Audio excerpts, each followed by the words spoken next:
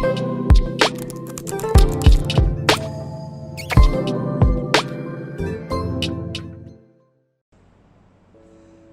warahmatullahi wabarakatuh. Halo Bapak Ibu dan teman-teman semua. Perkenalkan, saya Esa Wiguna dari Artek Consulting, dan bersama saya telah hadir Bapak Agus Widodo, seorang pebisnis money changer sekaligus sebagai trainer pelatihan atau workshop bagaimana cara membuka bisnis money changer. Assalamualaikum Pak Agus. Waalaikumsalam warahmatullahi. Baik teman-teman sekalian, seperti kita ketahui bahwa kita telah melewati dan juga mengalami beberapa kali krisis, mulai dari tahun 98, 2008, dan juga tahun ini tahun 2020. Tahun 98 dan tahun 2008 yang terdampak adalah bisnis semata. Namun di tahun 2020 ini tidak hanya bisnis semata, juga kelangsungan hidup manusia karena pandemi corona yang melanda seluruh dunia. Baik Pak Agus, untuk bisnis money changer bagaimana ini Pak Agus? Apakah juga terdampak karena pandemi corona ini? Kita pengen tahu nih penjelasannya dari Pak Agus. Silakan Pak. Baik Pak Esa, bisnis money changer adalah satu bisnis yang sangat berbeda dengan bisnis lain, di mana saat terjadinya krisis, baik itu krisis ekonomi maupun seperti sekarang krisis karena pandemi, bisnis money changer terbukti menjadi satu bisnis yang tetap eksis di masa krisis. Tahun 1998, di mana krisis ekonomi terjadi, waktu itu rupiah melemah sampai di posisi 16.000. Di posisi 16.000, bisnis money changer merupakan satu bisnis yang sangat diuntungkan akibat terjadinya krisis. Jika bisnis-bisnis lain karena krisis, karena pandemi, semuanya adalah melemah atau bahkan nyaris ada yang bangkrut, tapi bisnis money changer menjadi satu-satunya bisnis yang tetap eksis, bahkan bisa meraih profit yang lebih tinggi dibandingkan dengan situasi di luar krisis.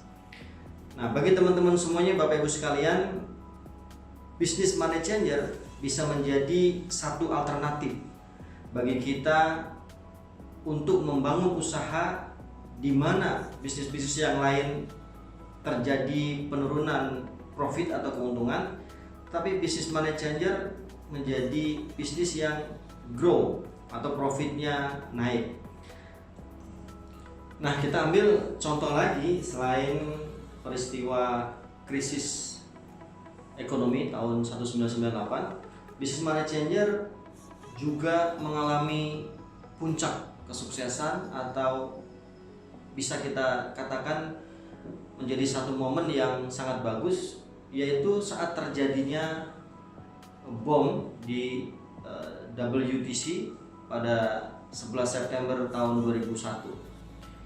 Waktu itu rupiah sempat melemah di posisi 16.000 US dollar juga.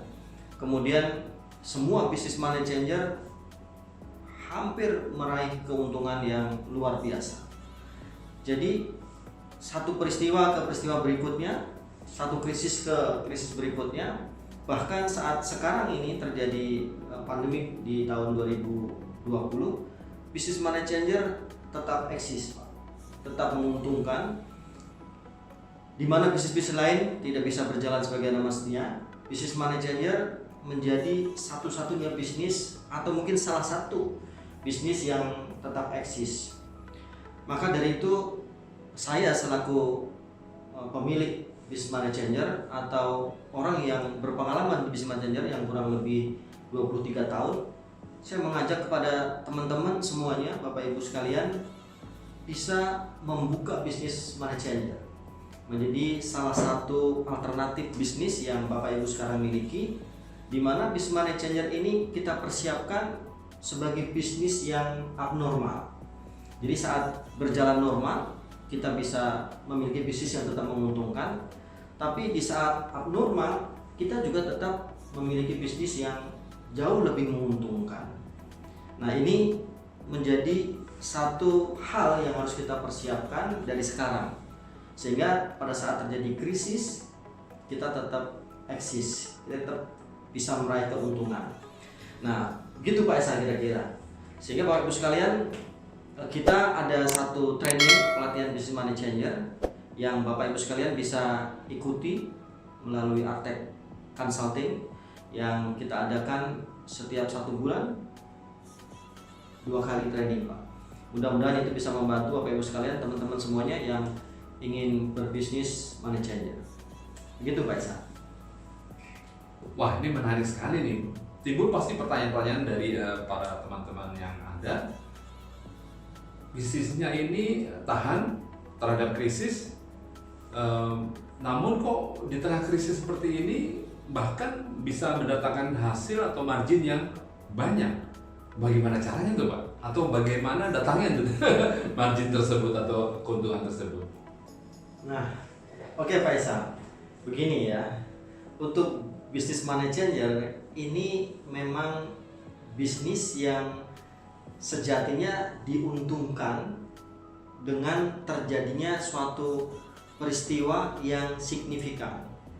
Misalnya terjadi krisis di mana satu negara secara ekonomi jatuh. Kemudian terjadi krisis karena Corona. Nah, krisis-krisis ini yang satu lagi adalah pengeboman WTC. Ini krisis-krisis yang sebenarnya membuat satu negara itu melemah secara ekonomi, secara situasi politik, dan bahkan mungkin keamanan.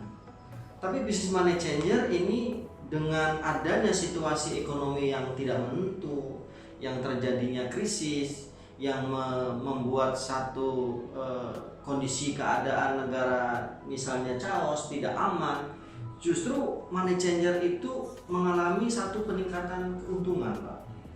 Kenapa begitu? Karena mata uang ini berbanding terbalik dengan satu keadaan. Artinya begini Pak, kalau misalnya kondisi ekonomi, sosial, politik, kemudian keamanan suatu negara itu jatuh, itu sudah otomatis mata uangnya akan melemah. Nah, dengan mata uang melemah, tentunya ini menjadi satu kondisi yang sangat menguntungkan bagi bisnis money changer. Saat mata uang melemah, saat mata uang merosot, nah mata uang rupiah juga akan mengalami kemerosotan yang sangat tajam. Nah, fluktuasi yang sangat tinggi, yang sangat besar ini bagi sebuah perusahaan money changer akan mendatangkan spread Pak, akan mendatangkan selisih, yang selisih itu tidak seperti biasanya. Kalau kondisi ekonomi stabil, itu pergerakan mata uang asing akan stagnan, sehingga bisnis money changer untungnya tipis Pak. Tapi kalau terjadi krisis, terjadi suatu keadaan situasi ekonomi politik yang tidak menentu, yang terjadi sebuah krisis ya ekonomi misalnya seperti itu yang membuat justru spread keuntungan bisnis manajer menjadi lebar, menjadi besar. Nah, karena selisih jual dan beli itu yang sangat lebar, sehingga take profit atau capital gain-nya bisnis money changer, selisih antara harga jual dan beli itu besar. Nah, itulah yang mengakibatkan bisnis money changer untungnya besar. Jadi ringkasnya Pak, justru saat ekonomi politik suatu negara yang tidak menentu, terjadinya krisis, semua negara barangkali menjerit, tapi bisnis money changer menjadi bisnis yang sangat diuntungkan. Jadi simpulnya ini memang kalau bisnis money changer adalah bisa meraih keuntungan saat satu negara dalam keadaan yang tidak stabil. Tapi saat negara kondisinya stabil, bisnis money changer stagnan Pak, keuntungannya kecil. Nah, itu yang membuat bisnis money changer tetap profit, bahkan bisa lebih eksis di masa krisis. Begitu kira-kira Pak Esa. Pak Gus, ini ada pertanyaan nih Pak. Kalau di masa krisis ataupun di masa pandemik, bisnis money changer malah meraup atau mendapatkan spread yang besar, spread yang tinggi sehingga marginnya juga tinggi. Nah, masa yang normal ini malah menjadi biasa-biasa saja, flat atau stagnan. Tapi saya dengar ada juga yang di masa normal bahkan tidak sukses, Pak, atau bahkan mungkin ada yang tutup.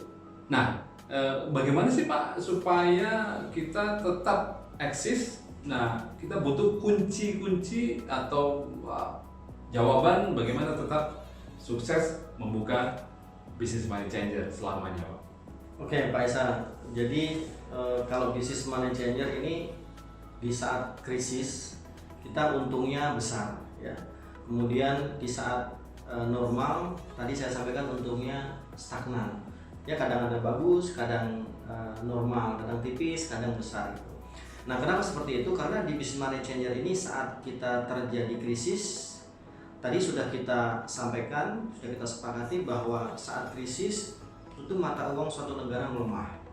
Sehingga dengan adanya fluktuasi yang sangat tajam, mata uang suatu negara lemah, misalnya dolar lemah, otomatis rupiah jadi kuat. Saat terjadi bom di WTC itu, dolar sangat jatuh. Jadi kemudian rupiah terdampak. Begitu juga saat terjadi COVID, semua negara itu melemah atau terjadi krisis, rupiah juga ikut terdampak. Nah, kita tidak usah berbicara saat krisis. Tadi saat krisis untung money changer itu besar. Nah, kita akan berbicara tadi pertanyaan Pak Esa, bagaimana kunci agar kita tetap sukses menjalankan usaha money changer tapi bukan di masa krisis. Kalau di masa krisis pasti untung kita besar, kan gitu ya, kita tadi sepakat. Kemudian bagaimana saat kondisi normal agar kita sukses menjalankan bisnis money changer. Tadi Pak Esa juga bertanya, ada yang tutup Pak bahkan gitu. Nah, itulah teman-teman semuanya bahwa bisnis money changer sejatinya seperti bisnis yang lain Pak, tidak ada bedanya. Memang tadi ada kelebihannya saat terjadi krisis kita hebat, kita untungnya besar. Nah, kondisi normal ini kan sebenarnya bisnis apapun harusnya bisa bertarung untuk mencapai sukses. Nah, di saat kondisi normal agar kita tetap sukses, kuncinya setidaknya ada dua hal, Pak. Jadi yang pertama, bisnis apapun yang kita jalankan, tentunya owner atau pemilik ini mempunyai satu perhatian yang lebih terhadap bisnis. Artinya, apapun bisnis Bapak Ibu, kesuksesan itu terletak pada bagaimana kita memperlakukan bisnis kita. Jadi saat kita memperlakukan bisnis kita besar, maka bisnis kita menjadi besar. Contoh ya, mungkin Bapak Ibu sekalian bisa lihat bisnis ayam, Pak, yang kita kenal sekarang KFC atau Kentucky Fried Chicken, Pak. Nah, Kentucky Fried Chicken ini tidak ada bedanya Pak dengan McD, kemudian dengan CFC, atau mungkin kita kenal di Indonesia ini kita punya merek yang sangat ngetrend, Sabana Fried Chicken, Pak. Ini sama-sama bisnis ayam, Pak. Tapi seorang kolonel Sanders, Pak, itu bisa memperlakukan ayamnya itu dengan besar, Pak, sehingga bisnisnya jadi besar. Nah, kemudian untungnya juga besar. Nah, sama Pak, saat kita mempunyai bisnis money changer, ada teman yang sukses, contohnya VIP money changer, kemudian ada Ayumas money changer, mungkin manajer-manajer yang lain juga sukses. Tapi ada juga teman kita yang tutup, bahkan bangkrut. Nah, ini kuncinya ada terletak pada sang owner. Bagaimana sang pemilik memperlakukan bisnisnya besar, sehingga keuntungannya jadi besar. Nah, bagaimana kita memperlakukan bisnis kita besar, Pak? Yang kedua adalah seorang owner harus berkreativitas atau setidaknya membuat satu strategi atau turunan bisnis lain. Contoh Pak, kalau saya berbisnis money changer, kenapa bisnis money changer saya tetap sukses? Karena saya selaku owner tidak berpangku tangan dalam hal mencari customer Pak, atau nasabah.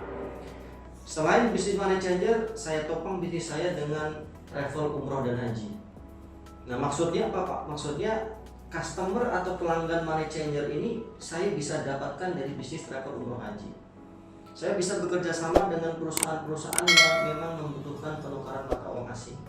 Saya bisa mencari atau membutuhkan list customer di mana perusahaan tersebut 90% usahanya mendapatkan penghasilan dalam mata uang asing. Nah, artinya bagaimana bisnis kita itu bisa sukses tergantung kepada sang owner atau pemiliknya. Nah, kalau kita perlakukan bisnis kita besar, maka untungnya jadi besar. Nah, itu menjadi kunci sukses keberhasilan bisnis kita, Pak Esa. Demikian Pak Esa, kira-kira. Oh, oke, begitu jadi kunci suksesnya ya Pak ya. Nah, sekarang kalau kita mau mendapatkan atau mencari nasabah untuk bisnis money changer ini kemana ya Pak ya, atau bagaimana caranya?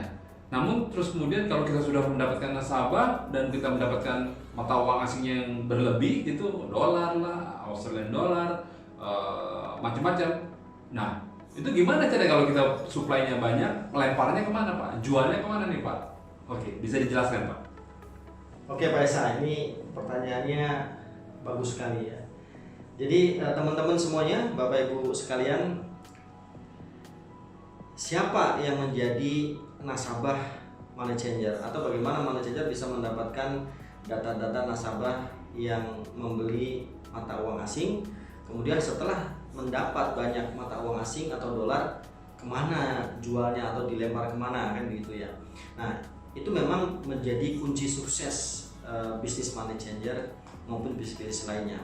Artinya kita bisa melihat bahwa kesuksesan bisnis money changer itu terletak kepada kurs. Artinya kalau kursnya murah, kursnya bagus, semua pelanggan atau customer akan mendatangi counter kita. Nah, tapi kalau kursnya kita jelek, nasabah juga akan beralih ke money changer lain. Nah, bagaimana kita bisa mendapatkan kurs bagus? Kuncinya berarti ada di SDM, dari karyawan kita. Nah, karyawan kita ini bagaimana mendapatkan nasabah yang melakukan penjualan dolar sehingga suplai dolar kita banyak. Nah, kita ini bisa bekerja sama dengan perusahaan-perusahaan, Pak Esa. Nah, sebagaimana yang tadi saya sebutkan di awal, saya memiliki bisnis money changer, tetapi agar terus sukses bisnis money changer saya membuka travel, misalnya umroh haji, saya membuka lagi travel wisata. Nah, ini saya harapkan pelanggan-pelanggan atau customernya ini bukan saja yang didapat dari karyawan-karyawan saya yang memang sehari-hari berbisnis money changer, tapi saya juga supply klien, supply user and user. Nah, kalau saya buka travel umroh haji, nah, hampir semua jemaah yang umroh, yang haji itu kan setiap hari membutuhkan dolar atau membutuhkan rial. Umroh itu setiap hari, kalau haji tahunan. Nah, kalau setiap hari membutuhkan rial dan membutuhkan US dollar, berarti supply berarti demand di tempat demand di tempat saya tinggi, permintaannya tinggi. Nah, kalau permintaannya tinggi, bagaimana saya mensuplainya? Itu banyak juga travel umroh haji, mungkin perusahaan-perusahaan yang memang fokus di ekspor impor itu mempunyai penghasilan dalam mata uang US dollar atau mata uang real. Jadi sebenarnya pasar ini bergantung kepada banyaknya customer kita. Jadi ada yang beli, ada yang jual pada saat yang bersamaan. Nah, kita tadi sudah dapat kliennya yang banyak, bisa dari travel, bisa dari perorangan, jemaah yang melakukan umroh haji, atau kita bisa bekerja sama dengan perusahaan-perusahaan lain. Nah, itu tadi merupakan satu pekerjaan yang sebenarnya harus dilakukan oleh seorang owner. Jadi owner terus supply Pak, terus supply customernya atau pelanggannya dengan cara mendirikan bisnis turunan tadi atau melakukan strategi pemasaran. Ya, strategi pemasaran itu banyak, mungkin dengan mengadakan pameran misalnya, atau kita kerjasama dengan perusahaan-perusahaan, dengan perbankan. Nah, perbankan itu Pak sejatinya Pak Esa bukan hanya sebagai kompetitor kita, tapi saat yang sama perbankan itu juga bisa melakukan penjualan, pembelian ke tempat kita. Seperti itu. Nah, inilah rahasia. Nah, rahasia ini akan lebih dalam Pak, dibahas nanti kalau dalam training kita Pak, dalam pelatihan kita. Gitu. Jadi kalau kita pengen tahu bagaimana mendapatkan nasabah di bisnis money changer, di dalam pelatihan kita itu akan kita kupas secara tuntas. Nah, kemudian yang selanjutnya yang terakhir adalah bagaimana kita cara menjualnya, melemparnya. Nah, kita lempar juga bisa Pak di travel umroh haji. Jadi saat ada travel yang membutuhkan rial, kita bisa jual rialnya. Nah, saat misalnya saat kita mendapatkan real itu bisa kita dapat dengan turis, Pak.